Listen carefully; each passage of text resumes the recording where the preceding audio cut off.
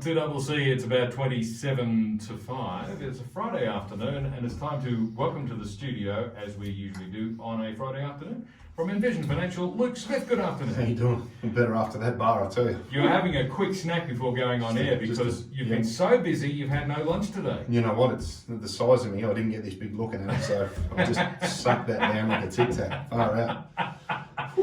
Well, aren't you glad I happened to have a couple of protein bars in the drawer? Oh, mate, you're a legend. Because I don't know how many people have walked in the office of late and gone, "You're a lot taller than I realise on YouTube." I say, "Well, I am sitting down." So. Yeah, exactly.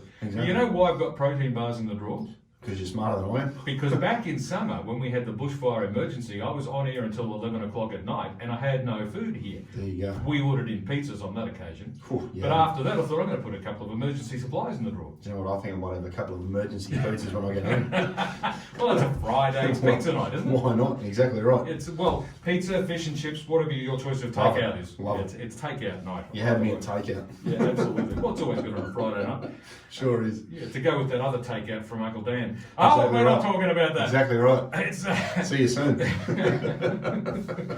Now, you were going to bring in one of your Yes. offsiders again today, and Yes. people might remember we mentioned that last week, but did. sadly your special guest this week can't make it, but we'll Yes. catch up with him again another time. That's right, yeah. We were going to have Mark Peretti from Trinity Law just talking about the importance of wills and enduring powers of attorney, but he's been struck down by man flu, so we'll loop him back around at the end of the month because he did a really good job the other week talking about, conveyancing, buying properties and things like that. So, it'd be great to get him back, and once he's better and up, fighting fit, we'll loop him back in. Nothing worse than that man flu. No, we're just going to leave that one alone. Indeed. This week, we'll be talking about what to consider when buying an investment property. Now, some of us are accidental property investors because I had to move interstate, and I thought, well, what do I do with this place? Well, it's too hard to sell it, I'll just rent it out. Yeah, look, I think that's one of the sides of the equation here, that people end up in that position from jobs, from separations, from travelling, from doing other things. It's one of those that it's part of the course, and we're seeing at the moment with money being so cheap. I thought today would be quite topical because the last thing people will need to do is race out and do things, one, for a tax deduction, but two, without thinking about the implications. And what I mean is, with money being so cheap, the temptation is to be able to swing for the fence. Yeah. And all I really wanted to cover off today was some key things people should consider before they race out and buy something on emotion, because a lot of property purchases are generally emotional decisions. So that they can keep the asset and make the most of why they're going to hold it and the sort of yields that they can achieve. Conventional wisdom would suggest, though, that with the cost of borrowing at such record lows now, and you get a fixed loan for less than 2% now, I think, it's pretty extraordinary stuff. So a lot of people would say this is an opportunity to take advantage of that and buy an investment property. But I'm assuming at the same time there might be some pitfalls there if you don't think it through. Look, spot on. And I think, as we've said with many strategies on the show, you need to start with why. And there are two types of property you can buy. One that's an investment that has no emotional attraction to it, and the other one is the house of your dreams that you find every 6 months. So we need to sort of differentiate why we're going to buy the property. And if we are going to buy the property, we need to think about the net rental return. It's very easy to say, oh, I paid $500,000 for this place, it'll rent for $500 a week, which is conventional thinking. But what you need to do when thinking about what you're going to acquire is strip it back down. Okay, you know what the gross rent will be, but when you're looking at the yield or the rate of return that you're going to get, you need to think about what are the costs associated with buying the property. What are things like land tax and rates going to cost? Because depending on the suburbs that you're in, you could see a $5,000 to $10,000 swing, depending on how close you want to get to Parliament House. So that's something to keep in mind, because that will have a direct impact on the rent that you receive at the high end, but also then the cost that you incur to work out what your actual rate of return will be. So people need to think about their expenses. They need to think about, as you said before, the fact that money is cheap. If you're going to borrow factor in 1 or 2% rate rise and make sure that your numbers stack up on that to future-proof. Well, that's the really important thing, isn't it? Because it might be record lows now, and we do expect it'll stay that way for a little while.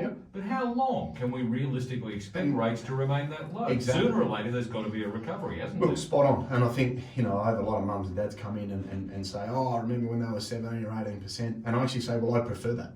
And mums and dads sort of rock around on their chair. And I say, well, if you're getting smashed at 17%, to then get smashed at 18%, is not that much of a difference. No. Young kids now have never seen high interest rate environments, and they've been very fortunate to be paid a lot of money to do not a great deal in the current environment. But if you go from a 2.5% interest rate, and it just moves to 5, that's a 100% jump. Exactly. Now, most people are getting excited at the moment at 3 and 4 and 5% pay rises. But that pales into significance when you're talking about the potential increase in the funding cost of your debt. Yes. If we were to see rates rise at some point, which, as we they will eventually. We just don't know when. Exactly right. So again, I guess what we're sort of throwing up here is factor in a rate rise. And if you can get the money at 2.5 variable, can you service it at 3.5 or 4? And do your math on those numbers so that everything you do prior to a rate rise is just saving, so you're getting more equity in the property because you can save. But just factor that in, because generally properties are not short-term acquisitions, they're longer-term growth positions, and you need to make sure that you can hold them through a variance in the interest rate. Now, one of the big questions that people sometimes completely fail to ask when they're looking at an investment property, is there an alternative to negative gearing? Well, yes, there is. Positive gear. Save up a decent deposit first so that your cash flow is positive from the beginning. And look, I love that. I think with the way that the tax legislation has been changed over the years, and the fact that now anything over $180,000 is at the top marginal rate, that is very different when you're talking about your tax planning and the benefits of negative gearing than, say, my parents' generation, who through the 80s and 90s, if you earned $60,000, you were like top of the pops. Oh yes, that was a high income. You were a big leaguer, and you were getting 50 cents in the dollar back. So negative gearing had a lot more power back then because it was relevant to more people. Yes. The statistic now of people earning over $180,000 of taxable income is far less as a proportion of the broader working populace. So the benefits of negative gearing have been diluted significantly, and I'm with you. I'd much rather say to people, look, get it to the point where it services itself, throw it on the shelf, and then I don't care if you have 10 of them. Yes. Because you've got your cash flow to then pay them down. If you do it that way, you can have 10 of them. Yeah, correct. The biggest problem I see with people as they move towards retirement age is they come in and say, oh, I've got 10 properties. And when you sit down and do the math, of the 10 properties they own, there's probably 3 that didn't work. There's probably 2 that went backwards. The rest are all okay in providing a yield. But when you smooth all of that out across the debt that they carry, generally they haven't paid a lot of it down, and they've just hoped that the capital price has gone up over time. And depending on the period that they've owned the property, that could be very good, it could be very bad, it could be fairly neutral, but they haven't paid it down. So when you actually look at the yield that you would get to fund your lifestyle, it's not what people realise. So I'm pro neutrally geared. Yes. Because then you're not relying on your wage to hold it. Yes. And it gives you an extended period of time to be able to ride through things like a pandemic, rate rises, and use your income to then build equity in an asset that could have ultimately then become either part of your super or held in conjunction with super to fund the lifestyle that you want to have when you retire. You've also written on your list of things here to think about, get a loan agreement with mum and dad if they're securing it or lending money. Now, I hadn't thought about this, but a lot of people are in this situation where mum and dad provide a helping hand. Correct. And often it's just on a handshake. Yep. That can lead to trouble. Yeah, and look, that was one of the things that I speak about with Mark from Trinity. And he raised that with me in a discussion, a little while ago, that mum and dad now are like the 4th or 5th bank in the country. They're the ones that are putting up money, they're putting up collateral, they're putting their name on things. And I guess we just got to raise the fact to mums and dads that, yes, we all love our children and we want to do anything to help our children, but don't do it to your financial detriment because of something that you can't control. And I think having a loan agreement or again, get some legal advice, put a caveat over the property that if it's sold, mum and dad get their money back first. Yeah. It can help protect mum and dad if there's a divorce, a separation, a forced sale or anything like that. And mum and dad should be a registered lender on that property so that they've got some protection, because I can have conversations with young people and say, look, you need some income protection in case you can't pay the mortgage. And the answer I get a lot is, oh, it's okay, mum and dad will take care of it. And I say to them, well, have you told mum and dad that? Yeah. You know, so I've got a lot of clients that mum and dad actually pay the income protection premium for their kids. Yes. Because their kids are so bulletproof and not thinking big picture that mum and dad say, well, I pay $2,000 or $3,000 in premium. That'll save me $25,000 in mortgage payments if Johnny can't do his job. Yes. I'd much rather lose $2,000 than the yield out of my super fund. So, you know, I think it's one to raise with people because mum and dads always want the best for their kids. And when you talk about the idea of helping your kids, it's actually doing exactly that. If you ask them to commit to a binding agreement, because that's how the real world operates. 100%. If you know if you don't do that, then you're not helping them. Yeah, and look, I think again it's that education process that you need to think not so much worst case, but you'd hate to see your mother and father suffer through something that's happened to you that had nothing to do with your parents. So, you know, as a parent myself, it's one of those things that you want to do anything for your kids, but you also don't want to risk the 30 or 40 years that you've been working to get yourself to the position where you may want to retire and then lose the ability or the choices that you want because of actions of your children that you may or may not be able to control. So I just think it's an important one to raise and just make people aware that, yeah, mum and dad do love you, but you should also have a formal arrangement with mum and dad to protect both parties. Be responsible. Yeah, put your big boy pants on and, you know, get on with it. Now, where do we see people coming unstuck when it comes to buying an investment property? Obviously, there are some common mistakes made. Yeah, swinging too hard for the fence is very tempting in this current generation because a lot of young thundercats out there want to go and get, you know, the big screen TV, the deck, the this house, that house. The Maserati instead of the Mazda. Exactly right. And stretch it, you know, in a low interest rate environment without thinking ahead was what we spoke about earlier. So I think getting too indebted is very difficult. Being too negative on a property, we said before that you don't want to be throwing money at something. Yes, you can get a tax benefit, but 95% of the population don't need a tax deduction. They just need to pay their home off and control their cash flow. So, you know, don't go too far over. Save and have a budget. I think people go into things without understanding their cash flow, and that can come unstuck if things pop up because they don't have a backup plan. People don't use offset accounts. You know, we've spoke on the show many a time about the value of an offset account and the power that it can give you as when you start to stack strategies up and, you know, use an offset account. And Dave Thomas from Trilogy was in, you know, a couple of weeks ago talking about, you know, have an offset account, get your loans set, get your structures right, think about principal and interest or interest only, depending on what you need. I find a lot of people do what their parents did, and that's through nobody's fault, but you only share the information you understand. Interest only is not a bad thing, where you tie it to an offset account that you can then put money into to pay down the loan. Yes. In a meeting, I'd suggest, you know, from a cash flow perspective, in certain situations, we can use an interest only loan. And I see people go all pale and start shaking. And the first thing they say is, but I want to pay it off. And they say, well, with an offset account tied to an interest only loan, you can, but you're just reducing the amount of money that the bank's going to take. So people should keep in mind that interest only is not a bad thing. Tie it with an offset account and get a good broker that can structure it correctly for you. And you can throw as much money as you want into that property and actually find that what the bank takes or the interest cost associated with the property falls faster and faster and faster, which everybody loves controlling their cash flow. So make sure your structures are correct. Make sure it's bought in the right name. Make sure you think about the tax implications when you sell it.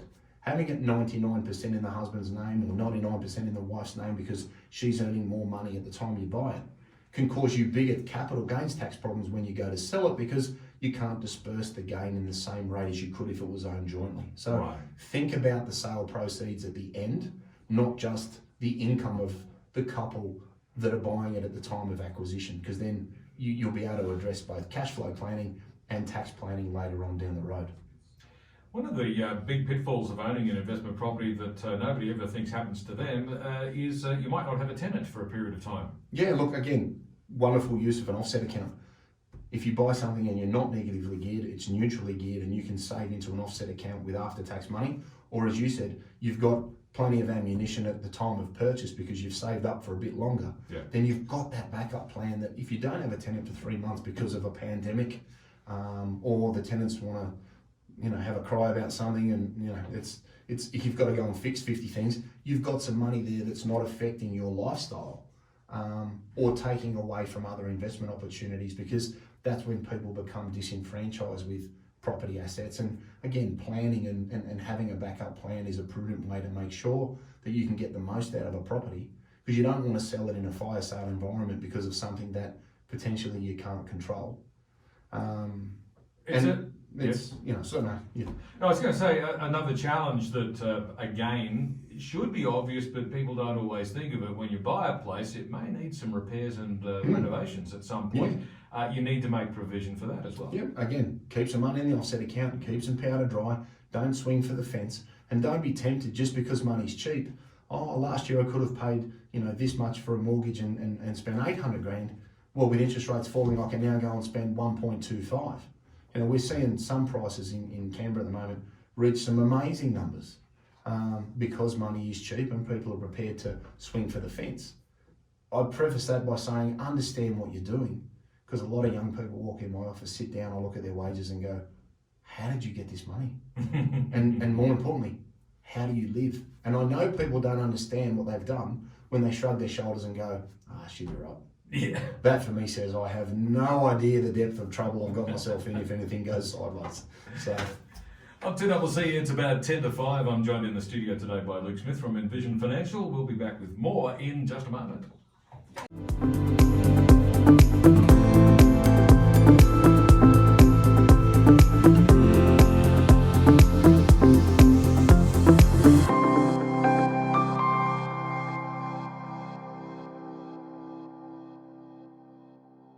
Seven minutes to 5 on 2CC Canberra Live until 6 o'clock. And in this half hour, of course, I'm joined, as I am every Friday afternoon, by Luke Smith from Envision Financial. We're talking today about what to consider when buying an investment property. So, Luke, what are the key things for people that they can do to make the most of their purchase? Yeah, look, I think, a happy tenant is a long-term tenant. You don't have to worry about trying to gouge the backside out of every rate rise. I think if you can have someone look after your property and treat it like their own, that's pretty rare these days, and it can help to improve or maintain the value of your property. Use an offset account, it's your friend. Get your structures right, get a broker, make sure you understand how your loan is put together and the vehicles that you have to be able to save into them. Offset account is not the same as a redraw facility, so make sure you understand what you're working with, because there can be tax implications or differences in the tax outcome between an offset and a redraw. Factor in an interest rate rise. Okay, if you're going to borrow, add a couple of percent, work out the number, and know that you've built a little bit of room into your cash flow just in case, for all of the reasons that we spoke about before the outbreak. You may not have a tenant, rates may rise, you may lose your job, you may need to cover it for some reason for a period of time. So just factor in some fat there in relation to your cash flow. As I said before, get a broker and understand what you're doing. Interest only, don't be scared by it. You can still pay off an interest only loan with the use of an offset account, and it's a really good way to manage your cash flow and the outgoings that the bank will take. And just don't swing too far, what do they say? Stay in your lane. Well, over-committing. It has been said, and I wouldn't necessarily recommend this, but it has been said, if you really want to achieve something, bite off more than you can chew and then chew like hell. And I can tell you, having tried that approach, it can be done, but it can also be quite scary. It can, and it can have adverse relationships, an adverse impact on different things like how you contribute to super, how you save your money, whether you can pay your kids' school fees. These are all things that, as Aussies, we're pretty positive people and we like to think the best will happen, but it pays to have a plan B just in case and sort of stick to your knitting. The other thing we were talking about during the commercial break, we mentioned in the first half about land rates and the various different fees and charges and so forth, which some people will tell you are considerably higher in the ACT than they might be elsewhere. If you're buying an investment property, it doesn't have to be in the ACT. No, look, it can be anywhere. And a big point of differentiation there is if you're going to buy something in the ACT and rent it, then stamp duty and all of the associated acquisition costs are tax deductible in the year that you buy them. So that's something to keep in mind. If you go and buy something outside of New South Wales, then generally the stamp duty is not deductible as an income expense, and it's capitalised and treated differently for tax purposes. But yeah, you don't have to buy something in the ACT. And that comes back to what I said before the ad break about look at your net numbers. Look at what the rent's coming in, look at what you know is going to go out, and then work out the actual yield on a property. Because a lot of people come in and tell me they're earning A when you actually strip out agent fees, land tax rates, this, that, the other.